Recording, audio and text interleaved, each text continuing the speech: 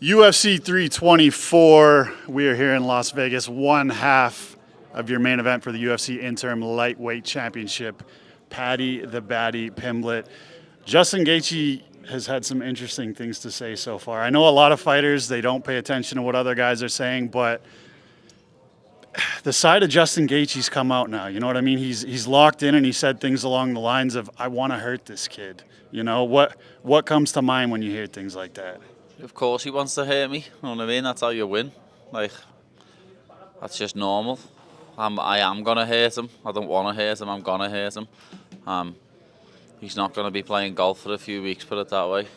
Justin Gaethje, obviously he's up a little bit in the MMA career, but can we still fully expect the best version of Justin Gaethje this year? Because I don't want to hear people making excuses that it was an older Justin Gaethje, you know? They're going to. Every excuse always gets made. Now, before the fight, everyone's like, oh, Paddy's going to get knocked out. He has his chin in the air, this and that. But then when I beat him up for 3 rounds and finish him, just like I did with Michael Chandler, it'll be, oh, Justin was washed. He's 37, he's retiring. So I'm used to it, lad. It's normal.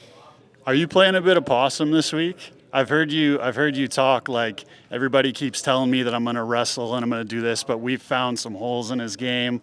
It's not going to matter about the wrestling. Like, is there a bit of mind games going on with Justin Gaethje? No, I'm going to try and knock him out. I'm going to come out and try and knock him out just like I did to Chandler. If the takedown presents itself and I can take him down, then I obviously will, because it's my easiest path to victory. But every fight starts on the feet, so I'm prepared to stand with Justin Gaethje. And I do see a lot of holes in his game. He defends punches by getting punched in the face, you know what I mean? So you can't do that with me for 5 rounds. I'll punish you for it. Now we're obviously starting new network. UFC's debuting on Paramount. I was going back in time and I was looking at some of the best press conferences ever, obviously the McGregor press conferences and things like that. I feel like you could be the guy that could recreate some of these press conferences and moments that we've been missing, you know, get the fans singing along and people chanting in the arenas and things like that. Yeah, definitely. You know me. I'm ready for anything, lad, and I love the crowd. I love it, feeling the energy off the crowd. So hopefully we have a belter press conference like that on Thursday. I don't know if it's weird to you or not, or if you even buy into it. Like, do you notice that people are buying more into like the Arman and Paddy situation than they are the Arman or the Paddy and Gaethje fight? It's just he's trying to copy me, isn't he? He's trying to be me on social media, going around eating burgers and pizza and that. Stick to your caviar, lad. You know what I mean? You eat caviar, you posh little c***s. Stick to eating that. Yeah, he's gone on and he said things like, I don't like Paddy, like, I hate Paddy. You know, and he's like, I hate him. I think he's a pretentious wanker. You know what I mean? Like, needs bringing back down to earth. I think because of daddy's money that everything should be handed to him on a silver platter with caviar. And then as far as the actual title belt, do you think that Ilya is going to stick around at 155 pounds? I hope so, because I want to be the one to beat him. I want to be the one to take his off him. It's been a long time coming, and me versus him, June, July, be perfect once I beat Justin. And you've said, like, listen, man, I want to show people that there's weight classes for a reason. As far as everybody on the lightweight roster goes, do you consider yourself probably the biggest lightweight on the roster right now? Probably one of the top 3, like, definitely. I would have said Joel Alvarez, but he's moved up to welterweight. He was a big dude. Jalen Turner's also a big dude. Like, he's huge for lightweight whenever I've bumped into Jalen. But I'd probably say I'm in the top 3, like. Is there any part of you that's a little bit disappointed that you couldn't get a fight with Islam Makhachev? No, there's always anything can happen in this sport. You know what I mean? You never know.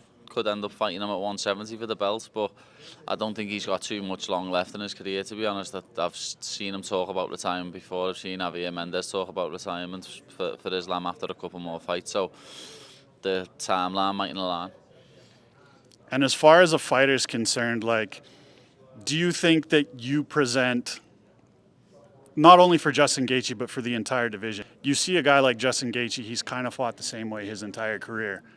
Do you, like, see yourself as more of a problem than, say, the guys that may be in the top 5 right now that have been around for a little bit longer? Definitely. Like, I had a breakdown made of Justin Gaethje, and it's like an hour and 20 long. You know what I mean? And Everything he does good, everything he does bad, all his pros and cons.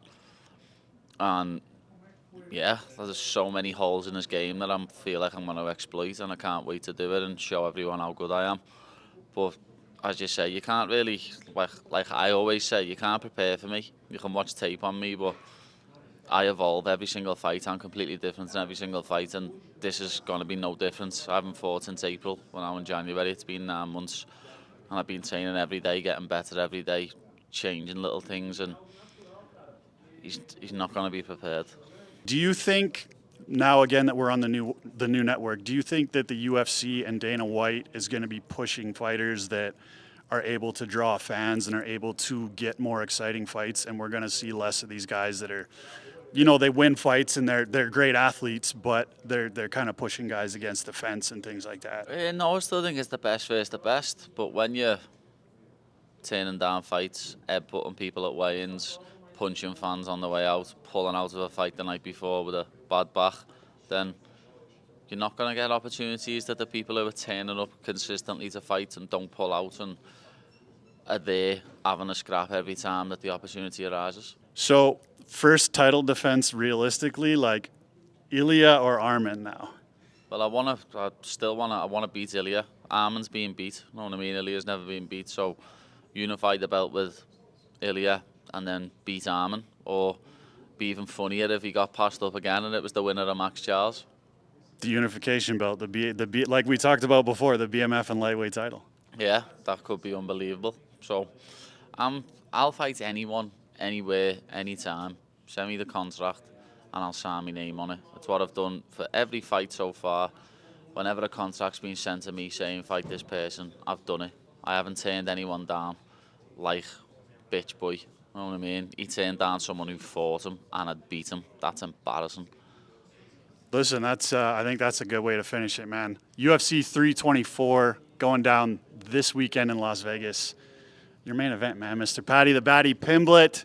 And listen, for the UFC interim lightweight championship, even though we're going to consider it the actual lightweight championship. About to be UFC interim lightweight champion, soon to be undisputed champion. Appreciate you, brother.